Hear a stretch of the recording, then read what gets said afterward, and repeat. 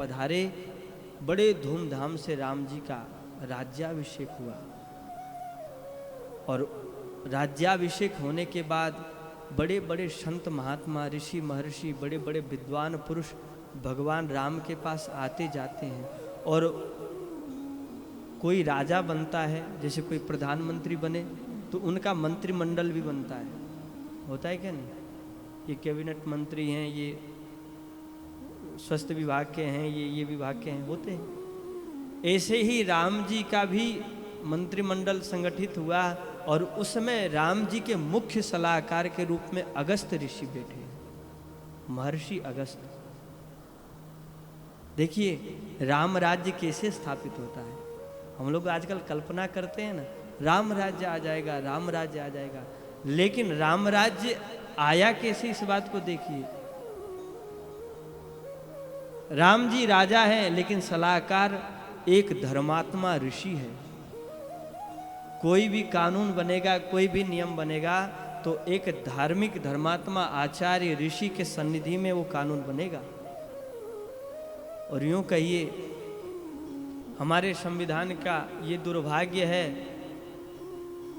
कि भारत को तो कहते हैं कि बोले ये धर्मनिरपेक्ष है, इसमें इसका जो कानून बनेगा तो बोले वो वही लोग मंत्री बनाएंगे, इसमें कोई आचार्य, कोई धार्मिक, कोई विद्वान महापुरुषों का कोई मत नहीं रहेगा, वो अपने हिसाब से बनाएंगे।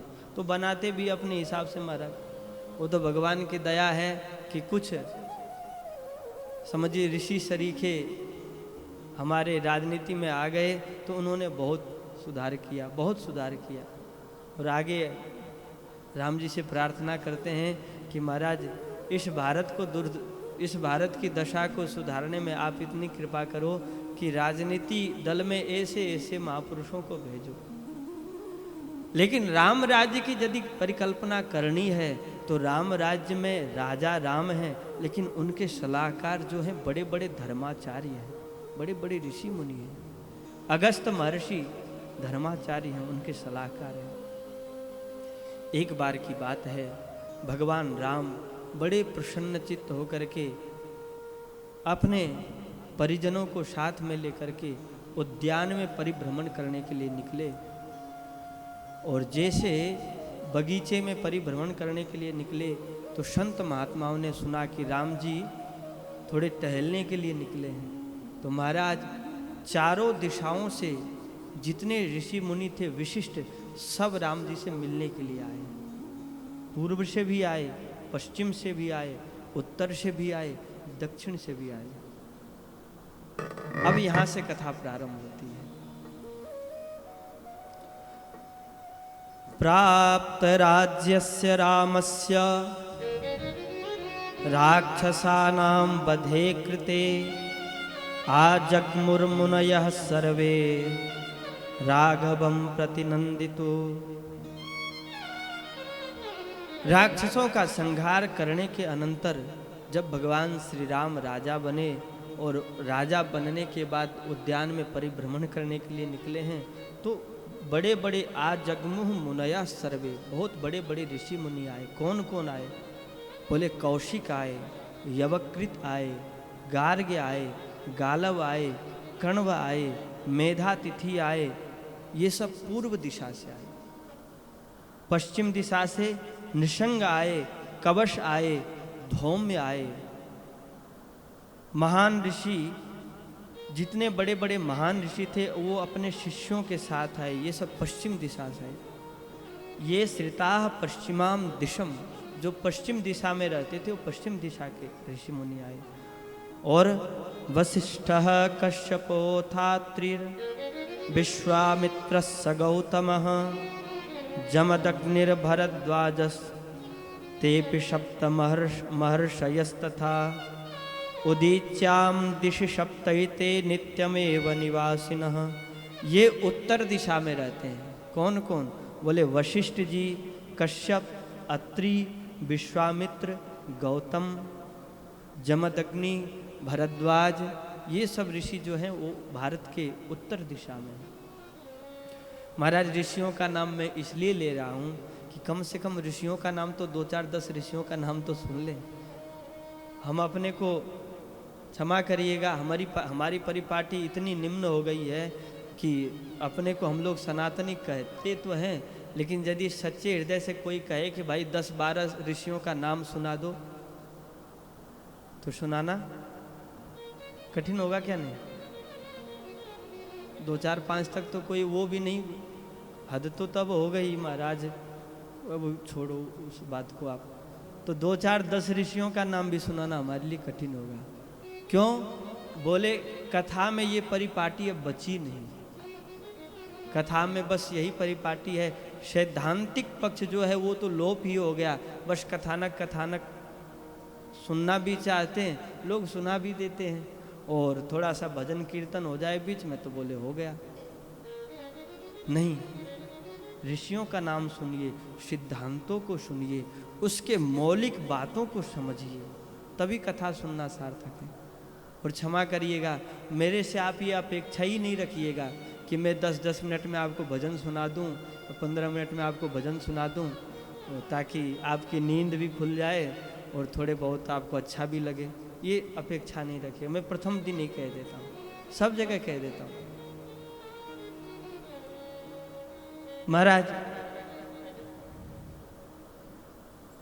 10 दिशाओं से ऋषि मुनि आए हैं, 4 दिशाओं से ऋषि मुनि आए हैं, और उसमें अगस्त्य जी भी हैं। अगस्त्य जी दक्षिण दिशा में रहते हैं, अपने शिष्यों के साथ अगस्त्य जी भी आए हैं। वस्तुतः अगस्त्य जी जहाँ तक ज़्यादातर राम जी के साथ ही रहते हैं, लेकिन समय समय पर वो दक्षिण दिशा जहाँ उनका आश्रम है वहाँ भी जाते हैं। और उसी समय अगस्त्य जी महाराज आए हैं राम जी के पास, और राम जी के पास आने के बाद अगस्त्य जी महाराज को एक ऊंचे सिंहासन पर राम जी विराजमान किए, बैठाए। सब ऋषि ऊंचे सिंहासन पर बैठे हैं, लेकिन उसमें विशिष्ट श्री अगस्त्य जी महाराज को बैठाए, और बैठा करके राम जी अगस्त्य जी के सामने हाथ जोड़ करके खड़े हो जाते हैं।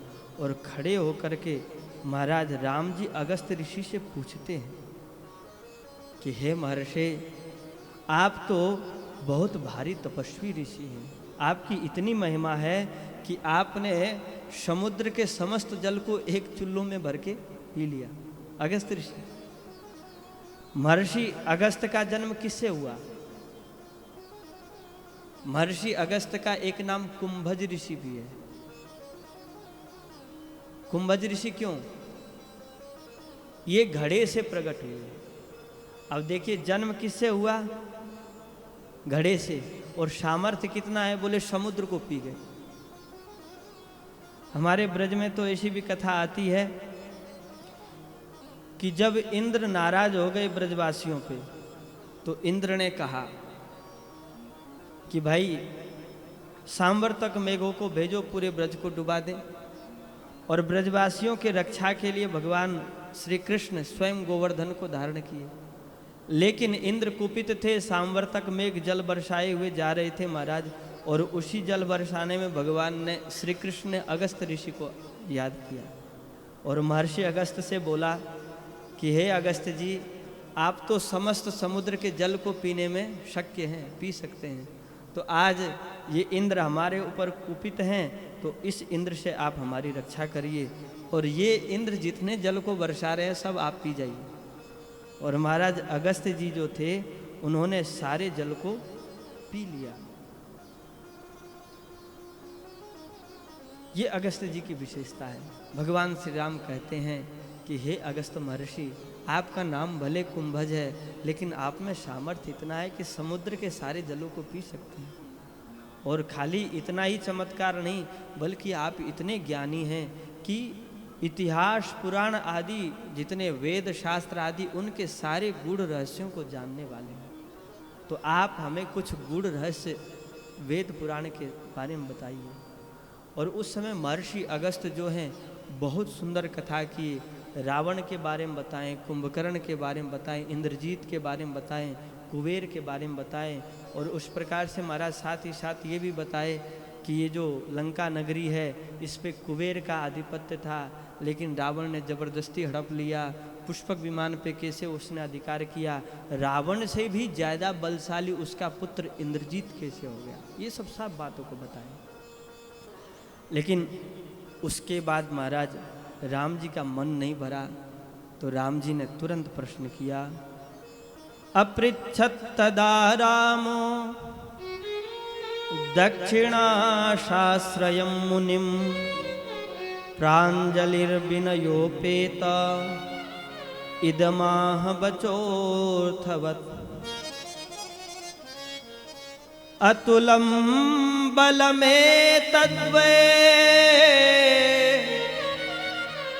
वालिनो रावणस्य च न त्वेताभ्यां हनुमता समं प्रीतिमतिर्मम। बहुत सुंदर बात कहते हैं भगवान श्री राम। कहते हैं कि हे महर्षि, मैंने जब दक्षिण की यात्रा करी, जब वनवास हुआ, तो उस वनवास के प्रसंग में मेरे को दो महान योद्धा मिला। कौन? बोले पहला तो रावण और दूसरे में कौन? बाली। बोले ये दोनों बहुत बलशाली योद्धा, इतने बलशाली कि महाराज त्रिलोक विजयी थे। ये तो त्रिलोक पे आधिपत्य जमाते थे, इनमें इतना बल। श्री गोस्वामी जी महाराज कहते हैं कि जब रावण चलता था तो पृथ्वी कांपती थी, इतना सामर्थ्य। चलत दशानन डोलत अवनी, अवनी मतलब पृथ्वी। महाराज देवता भयभीत हो जाते, यहां तक कि इस रावण ने शंकर जी के सहित कैलाश को उठा लिया, इतना सामर्थ्य। लेकिन पहला तो रावण इतना बलवान, और उससे भी ज्यादा बलवान कौन? बोले बाली। रावण और बाली दोनों बहुत बड़े योद्धा, बहुत बड़े बलशाली। लेकिन हे महर्षि, मेरे को लगता है कि रावण बहुत बड़ा योद्धा था, बाली बहुत बड़ा योद्धा था, लेकिन इन रावण और बाली से भी बड़ा योद्धा कौन? न त्वेत्वाभ्याम हनुमता समम प्रीतिमतिर्मम। मैं अपने मन में, अपने मति से, बुद्धि से विचार करता हूं तो हमारे हनुमान के सामने ये दोनों भी टिक नहीं सकते, इतना बलवान हमारा हनुमान। महाराज जी, रावण बड़ा बलवान था। थोड़ी सी वाल्मीकि रामायण की बात है। कहते हैं रावण बलवान था, इतना बलवान था। राम जी अगस्त्य ऋषि सुना रहे हैं इस बात को कि रावण इतना बलवान था कि एक बार इसने सोचा कि सबसे ज्यादा बलशाली इस त्रिलोक में कौन है? तो बोले सहस्त्रार्जुन। अर्जुनेन विमुक्तस्तु रावणो राक्षसाधिपः। एक बार सहस्त्रार्जुन से जाकर के रावण भिड़ गया, लेकिन भिड़ा तो परिणाम क्या हुआ? इनके 1000 हाथ थे महाराज सहस्त्रार्जुन के। इन्होंने रावण को जैसे कोई एक सामान्य पशु को पकड़ ले, ऐसे पकड़ करके और अपने बंदी गृह में बंदी बना लिया। रावण के जो दादाजी थे पुलस्त ऋषि, वो ढूंढने लगे पोता कहाँ गया, पोता कहाँ गया, पोता कहाँ गया। तो महाराज ढूंढते ढूंढते सहस्त्रार्जुन के पास पहुंचे, देखिए वहां रावण उल्टा टंगा हुआ है, बंधा हुआ। इस स्थिति को देख करके महर्षि पुलस्त सहस्त्रार्जुन से जाकर के कहते हैं भाई तुम इसको छोड़ दो, और महर्षि पुलस्त के कहने से रावण को छोड़ा गया। लेकिन महाराज कुत्ते की दुम कभी सीधी नहीं होती, स्वभाव बिगड़ा था। एक बार मुंह की खाया तो वापस लंका में आया, लेकिन फिर भी शांति से बैठा नहीं। फिर पता करने लगा कि अब सबसे ज्यादा बलशाली कौन है। तो पता पड़ा कि इस त्रिलोक में सबसे ज्यादा बलशाली बाली है। तो बाली के बारे में सुनकर के रावण जो है पुष्पक विमान पे बैठा,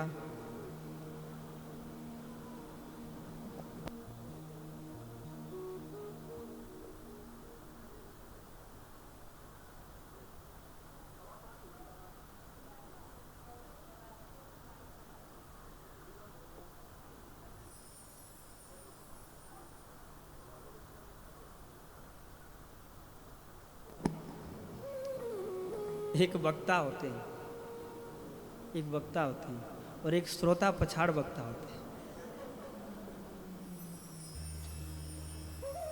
राम जी, रावण जो था वो मन में जब सुना कि बाली सबसे ज्यादा बलवान है तो कहते हैं, ततः कदाचित किष्किंधाम नगरीम वालिपालिताम गत्वा वयति युद्धाय वालिनम हेम मालिनम। महाराज अपने पुष्पक विमान पे बैठ करके 2-4 मंत्रियों को साथ में लेकर के रावण पहुंच गया किष्किंधा। और किष्किंधा पहुंचा तो पहुंच करके उसने बाली को ललकारा। महाराज संयोग वसात किष्किंधा में बाली थे नहीं, तो महाराज बाली के मंत्री थे कुछ, जिनका नाम तारा, एक तो बाली की पत्नी तारा है, लेकिन एक मंत्री भी थे तारा। और बाली के ससुर जी का नाम था सुषेण। ये सुषेण वैद्य नहीं है, बल्कि तारा के पिताजी हैं सुषेण, और साथ ही साथ अंगद जी। ये सब किष्किंधा में थे, बाली वहाँ नहीं थे। महाराज रावण के ललकार को सुनकर के ये मंत्री सब बाहर आए किष्किंधा से। सामने रावण खड़ा है। रावण से पूछे कि बताइए दशानन राक्षस राज कैसे आना हुआ। रावण बोला, हम बाली से युद्ध करना चाहते। तो बोला, अच्छा युद्ध की इच्छा को लेकर क्या है? बोले हाँ। बोले कोई बात नहीं, युद्ध हो जाएगा। और महाराज उस समय बाली के जो मंत्रियों ने रावण को दिखाया, जहाँ रावण खड़ा था उसी बगीचे में महाराज थोड़ी दूर पर हड्डियों का ढेर लगा हुआ था। तो बोले, राक्षस राज ये हड्डियों का ढेर देख रहे हैं आप? बोले हाँ देख रहा हूँ। बोले आप अनुमान करो इतनी हड्डियाँ आई कहाँ से? बोला पता नहीं, आप बताओ। बोले ये जितनी हड्डियाँ नहीं, समस्त हड्डियाँ, ये हड्डियाँ किसी और की नहीं है। किसकी है?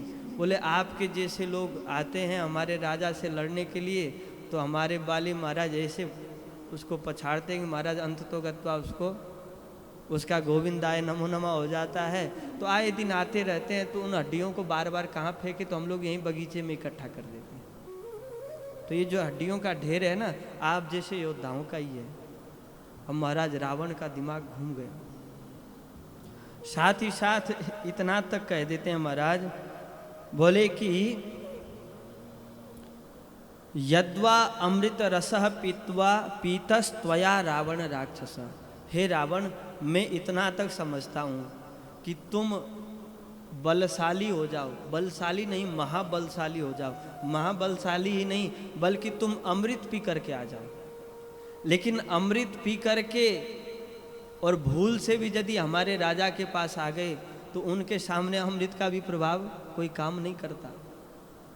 वो अमृत पीने वालों का भी गोविंदाय नमो नमः कर देते, हमारे राजा से जीत नहीं सकती।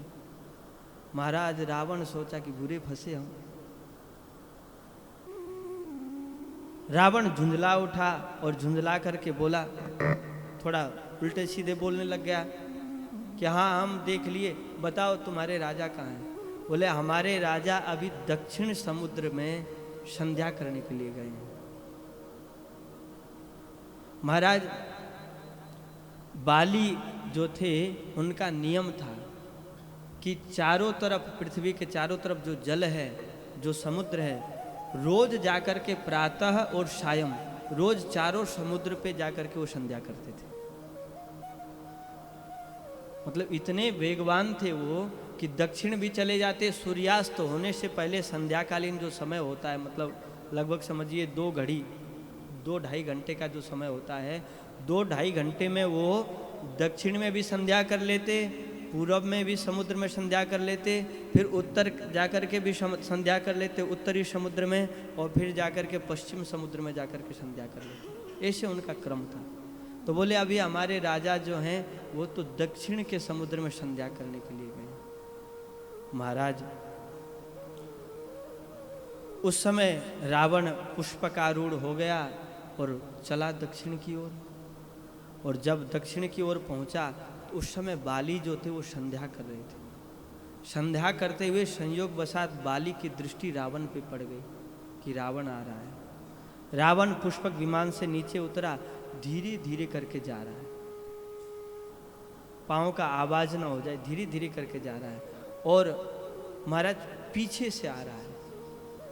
लेकिन महर्षि वाल्मीकि कहते हैं कि जब रावण धीरे धीरे आ रहा है उस समय भी बाली को इतना पता है कि रावण हमारे पास खराब विचार से आ रहा है, क्योंकि वो आ रहा था मारने के लिए, समझ गए। और समझ करके भी जैसे गरुड़ सर्प को देख करके डरते नहीं हैं, वैसे ही बाली भी डरे नहीं, उसको आने दिए। धीरे धीरे पास में आया। रावण बाली को पकड़ना चाहता था, उससे पहले ही बाली रावण को पकड़ लिया। अब बाली सोचे कि रावण का करूं क्या, मैं संध्या कर रहा हूं अभी। तो महाराज उनको अपने कांख में रख लिए और दबा दिए। बोले दवाए इसलिए कि ताकि बाली सोचते थे कि और जितने हमारे आसपास के शत्रु हैं, जब हमारे कांख के भीतर रावण को लटकता हुआ देखेंगे, उनका पाँव हाथ पाँव लटक रहा है, तो देख करके ही वो मेरे से वैर छोड़ देंगे। कांख के नीचे दबा लिए, संध्या पूरी किए। दक्षिण समुद्र की संध्या पूरी हुई, पूर्व समुद्र की संध्या पूरी हुई, उत्तरी समुद्र, पश्चिमी समुद्र, अंततोगत्वा फिर किष्किंधा के पास जाकर के उतरे। महाराज जब वो उड़ रहे थे दक्षिणी से पूर्व, पूर्व से उत्तर, तो जो कुछ मंत्री थे ना, वो छुड़ाने का प्रयास कर रहे थे। और ये जितने मंत्री थे ये भी आकाशचारी थे। रावण आकाश में उड़ सकता था, मंत्री भी आकाश में उड़ सकते थे, लेकिन बाली के वेग के सामने ये वैसे ही महाराज धराशायी हो गए जैसे पेड़ से पत्ते टूट करके गिर जाते हैं। महाराज ऐसे ये सब धराशायी हो गए। अंततोगत्वा रावण को लेकर के बाली किष्किंधा के वाटिका में पहुँचे हैं और पहुँच करके फिर सोचे क्या करें। उस समय महाराज रावण जो था, ग्रंथ में लिखा हुआ है कि रावण जो था वो अपने नखों से बाली को नोच रहा है। अब भाई क्या करे, नख ही थे बचे हुए, अब बाली को नोच रहा है। लेकिन नखों से जब बाली को नोच रहा है तो बाली को कोई समस्या नहीं हो रही, लग रहा है कि कोई बढ़िया मंद मंद खुजली कर रहा हो, ऐसे लग रहा। अंत में बाली ने रावण को अपने कांख से निकाल करके सामने रखा। महाराज अधमरा सा रावण बाली के सामने कहने लगा कि हे वानरेंद्र, मैं समझ गया कि आप महेंद्र के समान पराक्रमी हैं। वानरेंद्र महेंद्राभ राक्षसेंद्रोस्मि रावण। आप हे वानरेंद्र, आप साक्षात इंद्र के समान बलवान हैं। क्यों? बोले ये जो बाली है ना, ये इंद्र के अंश से प्रकट हुए हैं। बाली सुग्रीव दो भाई हैं, तो बाली तो इंद्रांश से प्रकट हुए और सुग्रीव जो हैं वो सूर्यांश से प्रकट हुए। तो महाराज बोले आप तो साक्षात इंद्र के समान हैं और मैं आपके साथ युद्ध करने की इच्छा से आया था, वो तो आपने पूर्ति कर ही दी। अब इसमें कहने सुनने की कोई बात नहीं। अब मेरा मन भर गया, अब मेरी हिम्मत नहीं कि आपके सामने हम कुछ युद्ध की बात भी करें। और अंत में रावण ही अपने तरफ से हाथ जोड़ करके बाली से कहता है कि हे वानरेंद्र, आज से मैं आपका मित्र हो गया, आप हमारी मैत्री को स्वीकार करिए और आज के बाद इस समस्त चराचर पे हमारा और आपका दोनों का बराबर का साझा है, दोनों का बराबर का अधिकार है।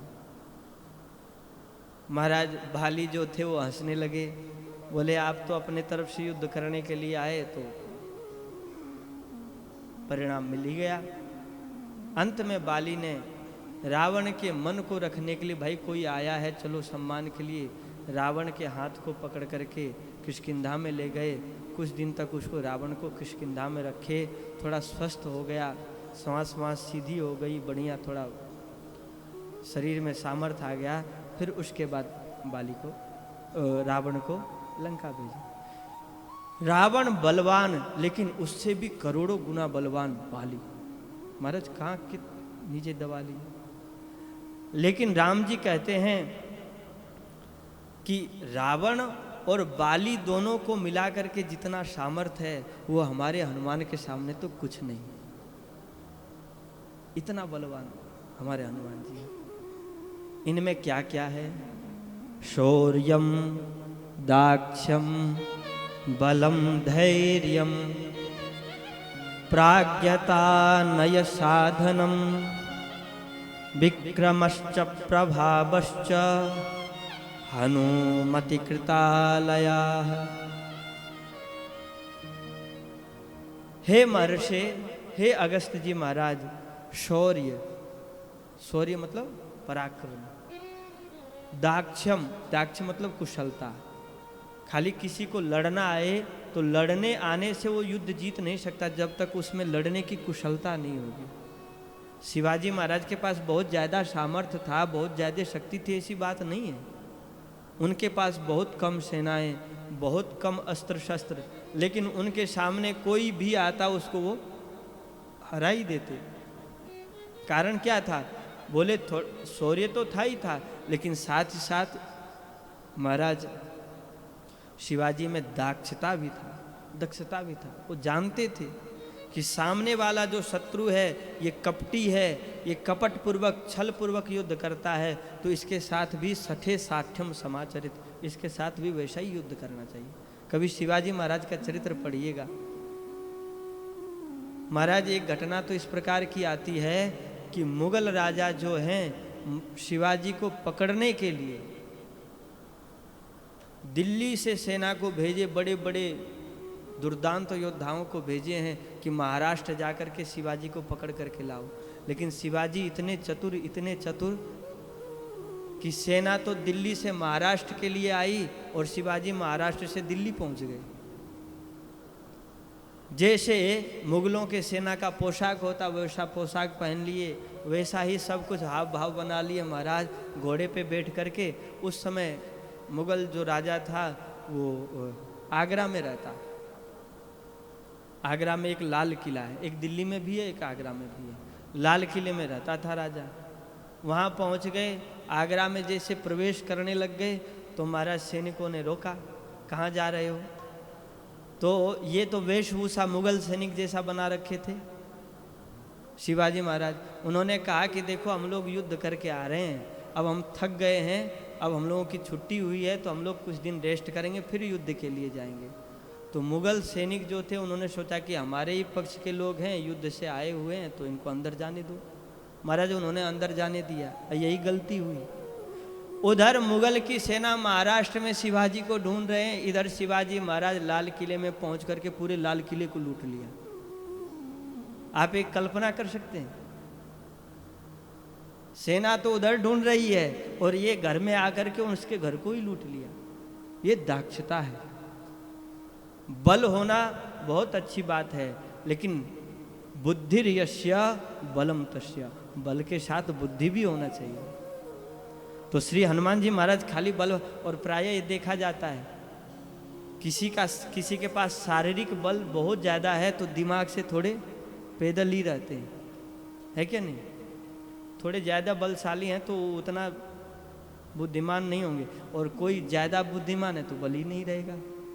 लेकिन श्री हनुमान जी महाराज कैसे बोले? शौर्य इतना कि बाली और रावण सरीखे योद्धा भी इनके सामने कुछ नहीं, और साथ ही साथ दक्षता इतनी कि महाराज कि ज्ञानी नाम अग्रगण्यम, और धैर्यम, धैर्यता इतना कि ये अगर यदि युद्ध में टिक जाएं तो इनको कोई पीछे नहीं हटा सकता। प्राज्ञता अर्थात ज्ञान भी बहुत बढ़ चढ़ करके, और इस प्रकार से महाराज हमारे जो हनुमान जी हैं वो कौन हैं? हनुमति कृतालया। ये बल के, शौर्य के, दक्षता के घर ही है। आलय मतलब घर, अर्थात इनमें शौर्य, दक्ष, बल सब इन्हीं में घर बना करके रहता है, इतने बलशाली है। और महाराज यदि हमारे मन में भी इच्छा है कि हमारा जीवन भी शौर्यमय हो जाए, धैर्यमय हो जाए, भगवान के भक्ति से आप ओतप्रोत हो जाए, हम भी ज्ञानी हो जाए, तो किनके शरण में? जिनके पास जो होगा वही तो देंगे। हनुमान जी के पास ये सब है, हनुमान जी के शरणागति स्वीकार करिए, हनुमान जी देते हैं। काशी में इतने बड़े बड़े विद्वान होते हैं ना, अब तो परंपरा लुप्त हो गई, लेकिन अभी भी काशी में बहुत उद्भट विद्वान हैं। लेकिन उनके विद्वत्ता का रहस्य क्या है? काशी के भले कितनों बड़े विद्वान हों, और विद्वान होते हैं तो साथ ही साथ काशी की ये पद्धति है कि भगवान विश्वनाथ की उपासना करो तो भगवान विश्वनाथ विद्या देंगे। लेकिन साथ ही साथ काशी की ये भी पद्धति है कि भगवान विश्वनाथ के साथ साथ हनुमान जी की भी उपासना करनी पड़ती है। वहाँ जो गुरुकुल हैं, वहाँ जो जितने अध्यात्म पीठ आदि हैं, उसमें शंकर भगवान के साथ साथ महाराज हनुमान जी की भी उपासना करनी पड़ती है, क्योंकि शंकर भगवान ज्ञान देंगे, लेकिन हनुमान जी के कृपा से ही वो ज्ञान स्थिर रहेगा। इस प्रकार से महाराज कहते हैं और आगे कहते हैं कि जब हमारी परम प्रियतमा जानकी का हरण हो गया था, तो उस समय जितने वानर सेना थे सबको मैंने सीतान्वेषण में भेजा, लेकिन कोई भी सीता का पता नहीं लगा पाए।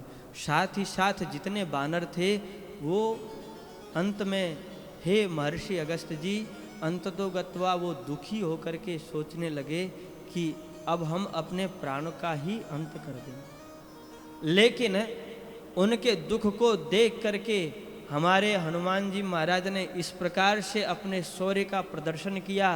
जामवंत जी ने कहा और जामवंत के वचन सुहाए, सुने हनुमंत हृदय अति भाए। जामवंत जी के वचन को सुना, हृदय में प्रसन्नता हुई, अपने बल की स्मृति आ गई और उन्होंने क्या किया? बोले 100 योजन लंबा समुद्र, उसको श्री हनुमान जी महाराज ने एक छलांग में पार लगा दिया। और एक छलांग में पार नहीं लगाए, बल्कि साथ ही साथ महाराज पूरे लंका को रावण के सामने, उसके मूंछ के नीचे ही पूरे लंका को हनुमान जी ने फूंक दिया। रावण कुछ नहीं कर पाया। दृष्ट्वैव सागरम वीक्ष्य सीदंतिम कपिवाहिनीम समाश्वास्य महाबाहुर योजनानां शतं प्लुतः। आगे श्री राम जी कहते हैं कि हमारे ऊपर श्री हनुमान जी का इतना ऋण है, इतना ऋण है कि ये यदि ना होते तो हम तो जानकी का पता भी नहीं कर पाते। ये यदि ना होते तो आज हम रावण का वध नहीं कर पाते। ये यदि ना होते तो आज मैं मर्यादा पुरुषोत्तम समस्त विश्व का सम्राट के जो सिंहासन पे बैठा हूँ, सबका राजा हूँ, इस सिंहासन पे मैं बैठ नहीं पाता। और इसी भाव को श्री गोस्वामी जी महाराज भी बड़े सुंदर एक पद के द्वारा लिखते हैं कि राम जी यहाँ तो महर्षि अगस्त से कह रहे हैं, लेकिन उस पदानुसार, गोस्वामी जी के पद के अनुसार गोस्वामी जी महाराज भरत जी से कह रहे हैं। भरत जी से कहते हैं कि भरत जी कपि से उऋण में नाही। हे भरत जी, मैं तो हनुमान के ऋण से कभी भी उऋण नहीं हो सकता। राम जी उऋण नहीं हो सकते? हो सकते हैं या नहीं? भाई सर्वसमर्थ राम जी हैं, सब कुछ कर सकते हैं, तो क्या हनुमान जी के ऋण से उऋण नहीं हो सकते? हो सकते हैं क्या नहीं? महाराज राम जी तो कह रहे हैं मैं नहीं हो सकता उऋण, और मान लिया जाए उऋण हो भी सकते हैं तो राम जी उऋण होना नहीं चाहते। क्यों नहीं होना चाहते? बोले इसलिए नहीं होना चाहते कि राम जी के ऊपर ऋण कब चढ़ा हनुमान जी का? जब राम जी के जीवन में आपत्ति आई। आपत्ति आई तभी तो हनुमान जी का ऋण चढ़ा। और उस ऋण से उऋण होना कब संभव हो सकता है? बोले अब हनुमान जी के जीवन में आपत्ति आए और फिर उस समय राम जी उनके सहायक बने, और उस आपत्ति में जैसे हनुमान जी साथ दिए वैसे राम जी साथ दें, तब उस ऋण से उऋण हो सकते हैं। अर्थात पहले हनुमान जी के जीवन में आपत्ति आए, यही तो बात है। लेकिन राम जी बोले हमारे जीवन में आपत्ति क्या, हमारे हनुमान के जीवन की जितनी आपत्ति है, जन्म जन्मांतर की जो भी आपत्ति वो मेरे ऊपर आ जाए, लेकिन मेरे हनुमान के ऊपर कोई आपत्ति ना आए। और जब आपत्ति ना आए तो आप बताओ ऋण से कैसे वो ऋण होंगे। और महाराज राम जी कहते हैं कि भरत भाई कपि से ऋण में नहीं। थोड़ा भजन सुन लो आप, बहुत देर हो गया। भरत भैया कपि से ऋण हम नाही, भरत भाई कपि से ऋण हम नाही, भरत भाई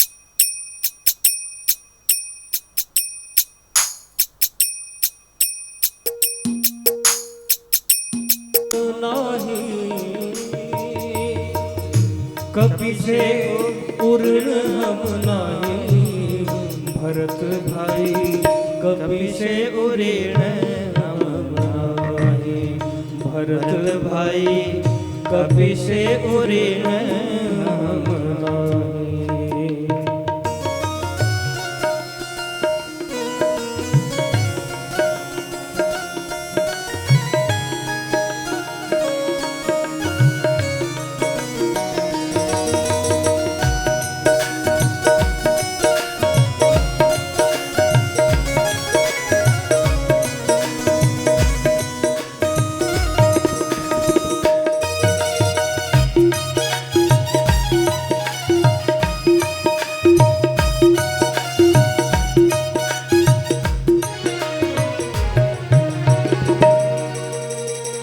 सो जो जल मर जाद सिंधु की, सो जो जल मर जाद सिंधु की, कूद गयो छल माही, लंका जारी सिया सुधिलायो, लंका जारी सिया सुधिलायो, गर्व नहीं मन माही,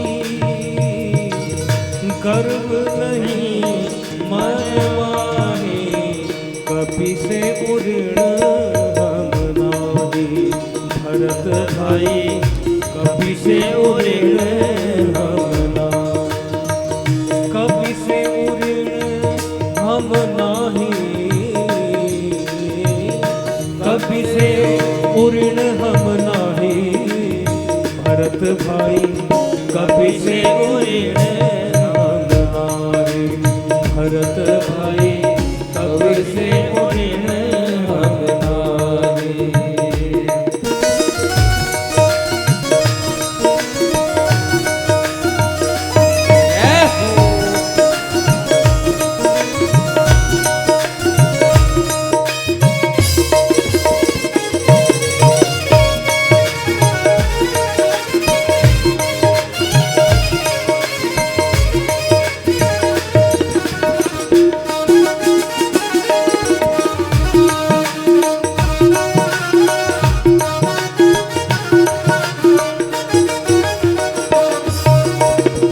शक्ति बाण लग्यो लक्ष्मण के, शक्ति बाण लग्यो लक्ष्मण के,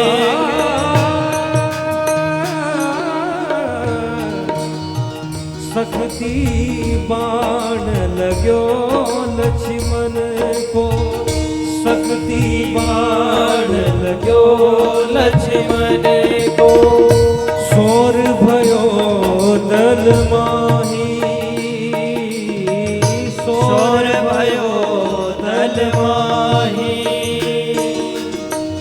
द्रोणागिरि कर पर धर लाओ, द्रोणागिरि कर पर धर लाओ, भोर होन नहीं पाई, कपि से ऋण हम नाही, भरत भाई कपि से ऋण हम नाही, कपि से उऋण हम नाही, भरत भाई कपि से उऋण हम नाही, भरत भाई कपि से उऋण हम नाही।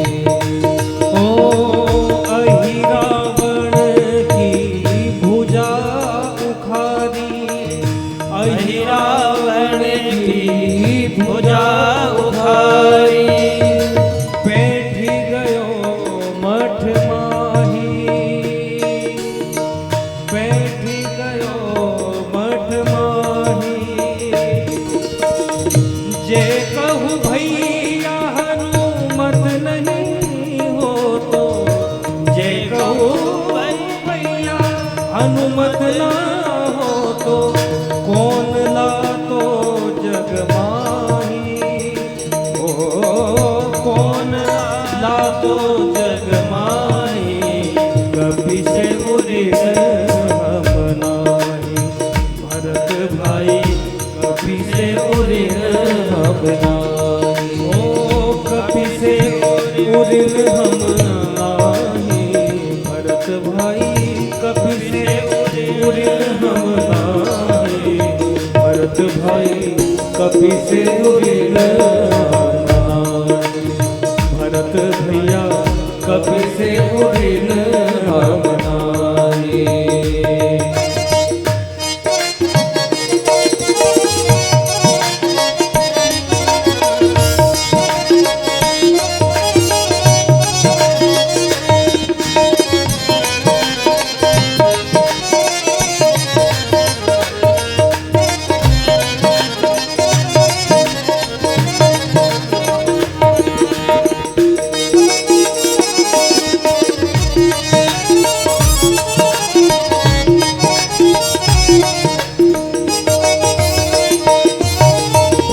आज्ञा भंग कबहू नहीं की, आज्ञा भंग कबहू नहीं की, मेरे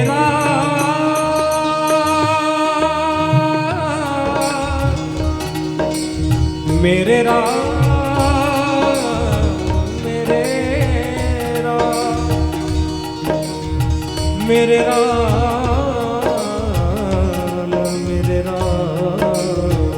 आज्ञा भंग कबहू नहीं की, जह पठ यहू तह जाई, जह पठ यहू तह जाई। तुलसीदास मारुत सुत महिमा, तुलसीदास मारुत सुत महिमा, निज मुख करत बड़ाई, ओ निज मुख करत बड़ाई, कपि से उऋण हम नाही, भरत भाई कपि से उऋण हम नाही, कपि से उऋण हम नाही, नाही नाही, कपि से उऋण हम नाही, भरत भाई कपि से उऋण हम नाही, भरत भाई कपि से उऋण हम नाही, कपि से उऋण हम, कपि से उऋण हम नाही।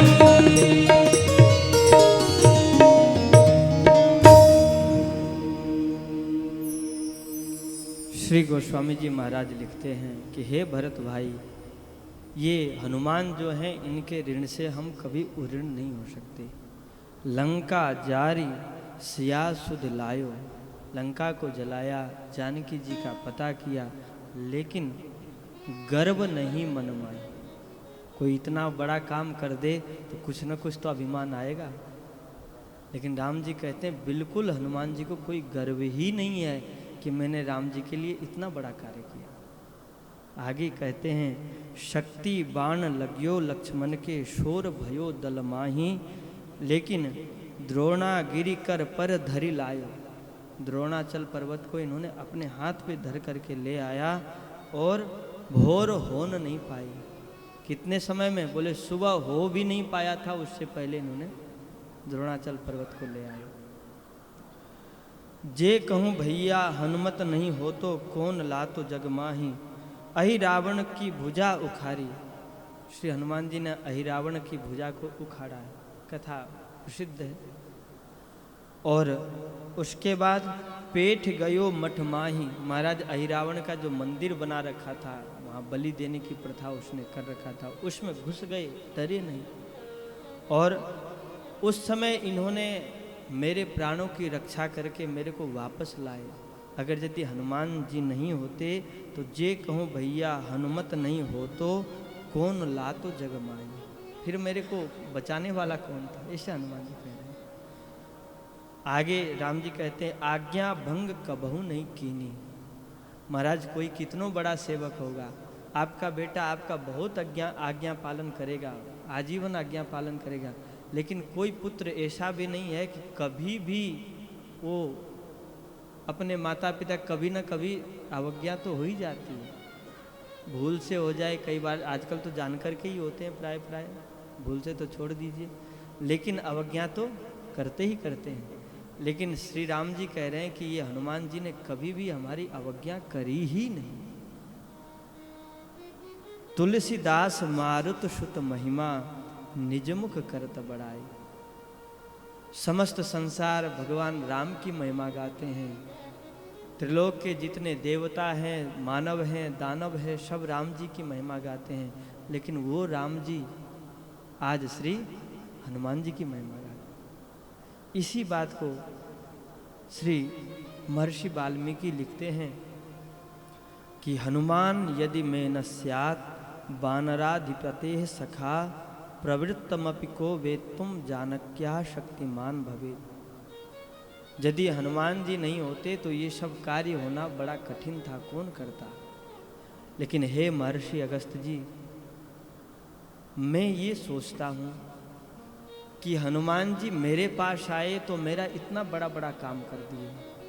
हनुमान जी बाली से भी बड़े बलशाली हैं, लेकिन वही हनुमान जी जब सुग्रीव के पास थे और सुग्रीव को उस समय बाली कष्ट दे रहा था, आप जानते ही हैं, राज्य से निकाल दिया। हरिलीनी सर्वस्व अरु नारी, सर्वस्व छीन लिया, स्त्री को भी हर लिया। और उस समय हनुमान जी महाराज सुग्रीव के साथ थे। राम जी कहते हैं कि मेरे को ये पता नहीं पड़ता है कि सुग्रीव के साथ हनुमान जी हैं, लेकिन उसी सुग्रीव जिनके मंत्री हनुमान जी हैं, उसी सुग्रीव को बाली कष्ट दे रहा है, सब कुछ छीन लिया, मार करके नगर से बाहर कर दिया, लेकिन हनुमान जी बाली को कुछ नहीं किए, चुपचाप बैठे रहे। किए क्या? कुछ नहीं किए। अच्छा आप बताओ क्यों नहीं किए? करना चाहिए क्या नहीं? सुग्रीव के मंत्री हैं तो मंत्री का कर्तव्य क्या होता है? भाई राजा को कोई कष्ट दे तो उस समय राजा की रक्षा करे। लेकिन हनुमान जी किए क्या? कभी भी बाली के सामने ही नहीं आए, कभी भी बाली को थोड़ा बहुत भी कुछ, बाली से थोड़ी बहुत भी लड़ाई झगड़ा नहीं किए। क्यों नहीं की? क्यों नहीं की? आज बता दें या कल बताएं? नहीं तो कल बता देते तो फिर अच्छा है। महाराज हनुमान जी भगवान के भक्त हैं, और जैसा हनुमान जी का विचार है वैसे हम लोगों का भी विचार रखना चाहिए। हनुमान जी सुग्रीव के पास हैं, बाली सुग्रीव को त्रास देता है, लेकिन हनुमान जी कुछ नहीं कहते हैं बाली को। कब तक? बोले तब तक जब तक हनुमान जी को राम जी नहीं मिल गए, तब तक। इसका मतलब क्या हुआ? बोले देखो जब तक भगवान न मिल जाए तब तक इस संसार के झगड़े झंझट में मत फंसना। और जब राम जी मिल गए उसके बाद फिर क्या धूम मचाया है हनुमान जी महाराज ने। महाराज भगवान का दर्शन हो गया, भगवान की कृपा प्राप्त हो गई, राम जी मिल गए, तो बोले फिर अब संसार में प्रवृत्त हो। हम लोगों का क्रम उल्टा है, हनुमान जी का क्रम बहुत सीधा है। यही तो है ना, हम समझते हैं बच्चे को थोड़ा हनुमान चालीसा पढ़ाओ, गीता जी पढ़ाओ, थोड़ा साधक संजीवनी पढ़ाओ, थोड़ा गीता रामायण पढ़ाओ। बोले नहीं महाराज, अभी तो खेलने खाने का दिन है क्या नहीं, कब पढ़ाएंगे? बोले अभी कोई भजन करने का समय थोड़ी नहीं तो। लेकिन नहीं, हनुमान जी हमें ये बताते हैं कि पहले तो भगवान में लगो, भगवान से मिलो, भगवान की कृपा की अनुभूति करो, और भगवान की कृपा की अनुभूति हो जाए फिर चाहे कुछ करो। लेकिन हम लोग कुछ कुछ तो पूरे पहले से ही शुरू कर देते हैं, अंत में भगवान के जब हाथ पांव काम नहीं करने लगता है, फिर सत्संग में चलो, फिर गीता पढ़ने का प्रयास करते हैं, फिर कथा सुनने का प्रयास करते हैं। महाराज यही प्रश्न कर रहे हैं राम जी कि हे अगस्त महर्षि, मैं समझ नहीं पा रहा हूँ कि हनुमान जी महाराज सुग्रीव के साथ हैं, लेकिन उसी सुग्रीव को बाली त्रास दे रहा है, और त्रस्त सुग्रीव को देख करके भी हनुमान जी महाराज कुछ नहीं किए। इस बात को आप हमें बताइए। जब इतना प्रश्न किए तो महर्षि अगस्त जो हैं वो प्रसन्न हो गए, और प्रसन्न होकर के बोले, देखिए अगस्त ऋषि राम जी जैसे श्रोता को कह रहे हैं। क्या कह रहे हैं? राघवस्य वच श्रुत्वा हेतु युक्त मृषस्ततः हनुमतः समक्षं मिदं वचनमब्रवीत्। सत्यमेतत् रघुश्रेष्ठ यद्ब्रवीषि हनुमति, नवले विद्यते तुल्यो न गतौ न मतौ परः। हे राम जी, आप सही कह रहे हैं कि सत्य में तत् रघुश्रेष्ठ। हे रघुश्रेष्ठ श्री राम, आप बहुत अच्छी बात कर रहे हैं। न बलो विद्यते तुल्यो न गतौ न मतौ परः। हनुमान जी के समान न किसी में बल है, न इनके समान किसी की गति है, न इनके समान किसी की मति है। न बल, न गति, न मति। लेकिन इतना अतुल बल, इतनी गति, इतनी मति होने के बाद भी हनुमान जी शांत क्यों बैठे रहे सुग्रीव के पास? इस बात को अगर यदि सुनना है तो पूरे हनुमत चरित्र को सुनना पड़ेगा। और राम जी से अगस्त ऋषि कहते हैं कि थोड़ा विस्तार हो जाएगा। हनुमत चरित्र यदि सुनना है तो थोड़ा विस्तार को प्राप्त होगा। इसलिए हे रघुकुल श्रेष्ठ राम जी, आप धैर्य पूर्वक हनुमान जी का चरित्र अब आप सुनो।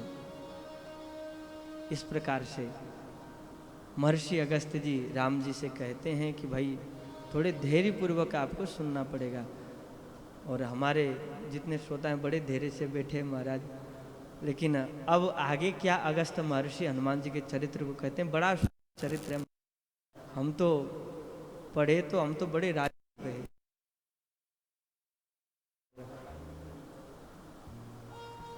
हम तो राजी हो गए बहुत। मेरे को लगा बहुत अच्छा होगा कि हनुमत कथा के क्रम में ये सब स्वाध्याय करने का ठाकुर जी ने मौका दिया। बहुत अच्छा लगा, और आप भी सुनेंगे तो मेरे को लगता है आपको बहुत अच्छा लगेगा। और विचार है कि 3 दिन तक तो हनुमान जी का चरित्र सुनाएं, और 2 दिन जो है वो सुंदर कांड, जो रामचरितमानस का सुंदर कांड है, वस्तुतः 12-15 दिन तो हनुमान जी का ही चरित्र चल जाएगा, इतना हमारे ग्रंथों में है। लेकिन हम लोग 3 दिन में, जहाँ तक है विचार है कि 3 दिनों तक हनुमान जी का चरित्र सुनाएंगे। तत्पश्चात जहाँ तक है वाल्मीकि रामायण, स्कंद पुराण, पद्म पुराण, इन ग्रंथों से शिव महापुराण का भी कुछ प्रसंग लेंगे। और उसके बाद सुंदर कांड का जो 60 दोहे हैं वो 30-30 दोहे हम लोग 2 दिन में पाठ करके और उनको समझते हुए एक एक दोहे का पाठ करेंगे। फिर उसके बारे में समझेंगे, उसमें जो गूढ़ बातें हैं जो शास्त्रों में आया है उन बातों को समझ करके और 2 दिन में कम से कम पूरे सुंदरकांड एक बार श्रवण करेंगे। कल का समय चेंज करें या यही ठीक है?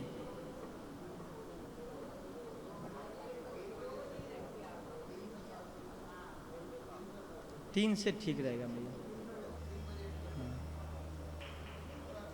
बहुत गर्मी है, 3 बजे भी हालांकि गर्मी रहेगी, लेकिन मेरे को लगता है कि हनुमान जी की शीतल छाया आज जो आप लोगों को मिला, इस छाया की लोभ आपके मन में कल भी रहेगा और उस छाया को देखते हुए आपको ये धूप की गर्मी अनुभूति ही नहीं होगी।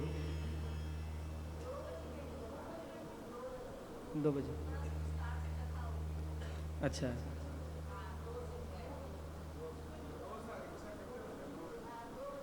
हाँ 2 चलिए तो 2 बजे से, कल 2 बजे से कथा सुनाएंगे।